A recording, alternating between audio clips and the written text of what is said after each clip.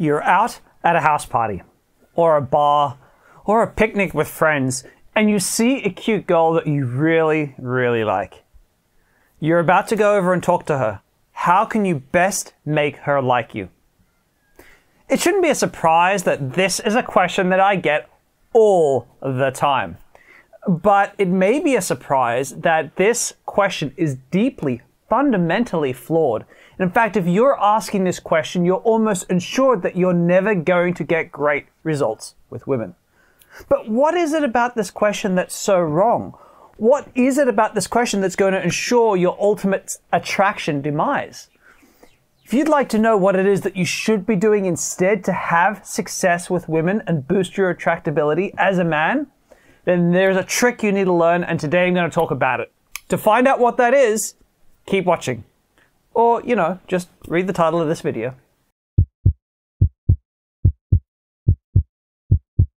Many of you don't know this, but my mum was a psychologist and more importantly, she was a public speaking teacher. And she ran Toastmasters for a while, and then she ran her own company teaching public speaking skills. And of course, I as a young boy got, taken under my mum's wing, and she taught me how to do public speaking.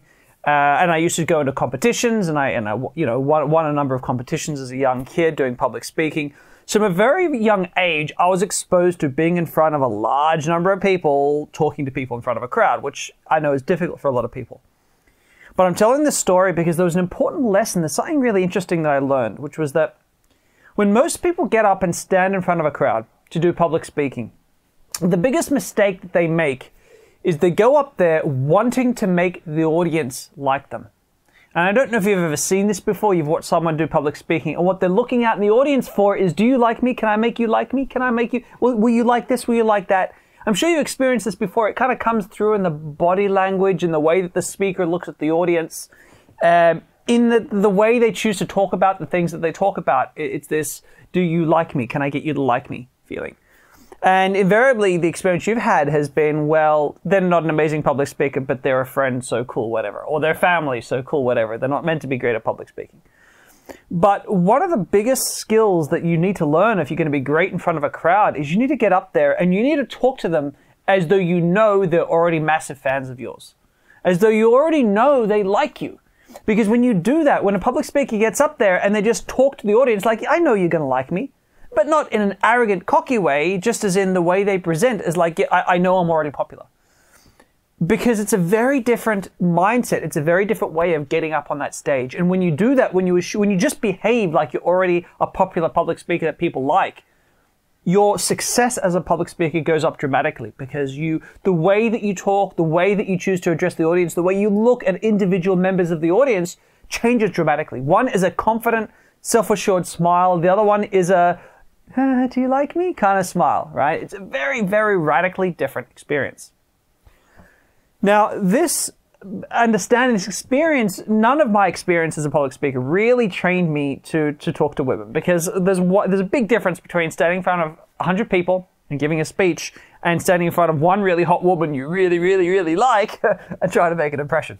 It's a radically different experience. And so it didn't immediately dawn on me that this trick, this mindset would apply here as well. Until one day when, because I'd already been going out and talking to lots of women, I had, some success. I was doing okay. And I became part of a group in Sydney. And what they were doing was they were taking the more talented guys, the guys who would approach women, and taking the more talented ones of us. And what we would do would be donate our time for free to a bunch of guys who would donate money. I think it was $500. They'd donate money to a specific charity in Africa. So we weren't making money, but they were putting money in for charity. And what we would do is we were taking them out for 10 days straight, getting them to approach women and talk to women and helping them, coaching them as best we could with our limited experience. And I had a really interesting experience here because, first of all, I'd never been the instructor before. I'd never been the coach. And I had guys talking to women, getting in there, and the guys were doing really well. And we started to create this weird vibe, this weird energy, because girls were looking at us like, wow, there's something really interesting going on here. And women were approaching us, the coaches. They were coming over and talking to us. We were like mini celebrities. It was like something interesting was going on, and it was crazy. Like we literally had girls lining up to come and ask us what was lining up, literally, to come and talk to us. It was crazy. And it was like a drug. Like my head just exploded. I'd never experienced anything like this. And I just felt this immense sense of empowerment. Like, wow, every woman wants to talk to me right now. And then the session was over and a couple of my friends were out that night and I told them to come over and I was like so excited. Like, guys, this is amazing. You've got to experience this. And they're like, what do you mean, dude? And I'm like, just watch, man. And I walked over to these girls who I talked to earlier who I knew totally liked me. I assumed totally liked me. As it turned out, they didn't. They were out on a hen's night and were just entertaining me before, humoring me. And they really didn't want to talk to me anymore by the time I went in. But I was so sure after what my night had given me, I was so sure those women would like me, that I literally turned the whole thing around. Like they were like trying to dismiss me and get rid of me because like, you know, this is a hen's night. We really need to hang out with the hen. We don't really need to talk. I've got a boyfriend anyway. I was so sure that they would turn around and be happy to talk to me again that I physically, I can't explain it anywhere. I just physically turned that thing around by sheer force of will. And they did. And I brought my friend in and we had a really great chat with them. They did have boyfriends, so, you know, we weren't getting the numbers, but they were enjoying the interaction. It became a fun thing where they really liked us. And the one woman even said to me, you know, I gotta say, I really enjoyed this. If I didn't have a boyfriend, I totally would have given you my number.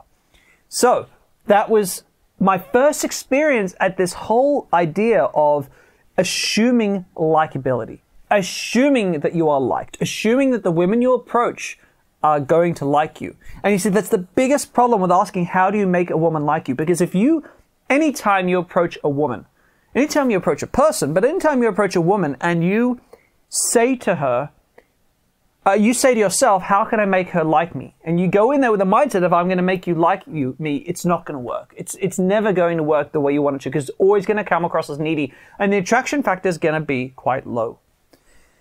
Now, assumed likability, it's really driven, its success is driven by frame control. And if you've never really heard of frames before, I generally don't talk a lot about NLP in my videos, but a frame is really the deeper understanding of what's going on in interaction. So, for example, if you go and talk to a car salesman, there is a frame there. There's a thing you want to buy and the salesman wants to sell it to you.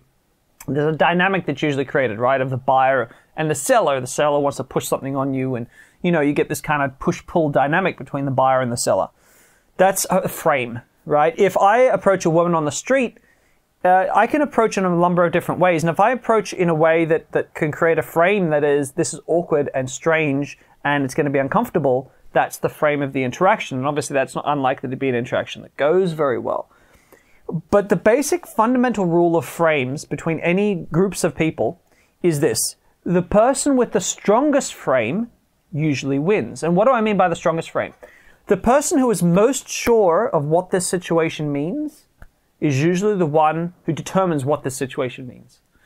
So let me give you a simple example. Have you ever been in a really good mood and you catch up with a friend who's in a really bad mood? Whose mood overtakes the other one's? The person whose mood overtakes the other, in other words, does the happy person cheer up the sad person, or does the sad person bring down the happy person and make them depressed too? And I'll tell you, it's usually one or the other. It's not normally you both dampen each other to a happy medium, as you've probably experienced in the real world. Frame control comes in and says the person who most strongly believes that they are going to be happy today or that they are going to be sad today is the one who pulls up or drags down the other person. Usually, unfortunately, when it's a negative emotion like sadness, the sad person is more certain they're going to stay sad than the person who's happy is certain they're going to stay happy, so they get dragged down. But it's based on frame control.